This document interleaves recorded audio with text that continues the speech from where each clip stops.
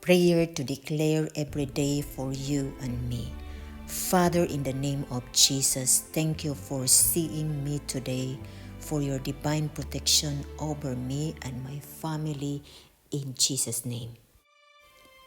Father, in the name of Jesus, give me that grace to pray every day. Every power that wants me to stop me from praying, let the power be destroyed today in the mighty name of Jesus. Lord Jesus, I humble myself and surrender to you.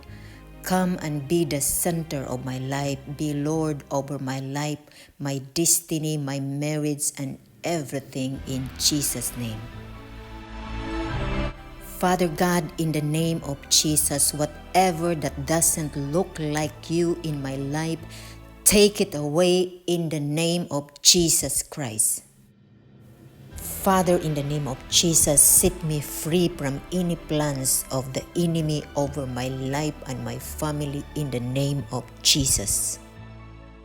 Any weapon that has been formed against me, destroy it now in the name of Jesus Christ.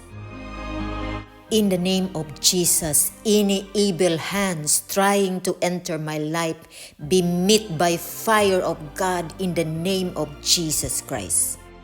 Father, in the name of Jesus, destroy any pronouncement against our life by fire in the name of Jesus Christ.